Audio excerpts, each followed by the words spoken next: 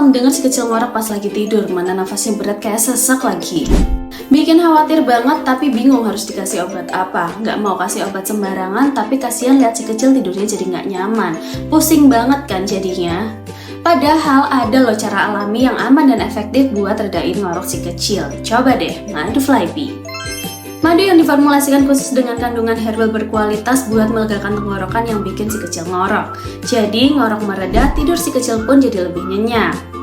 Rutin kasih 2 sendok madu Flypee nggak cuma bisa redakan ngorok tapi juga bantu jaga daya tahan tubuhnya loh bun. Stop kebiasaan ngorok si kecil, pakai madu Flypee. Pesan sekarang di sini, jangan tunda lagi.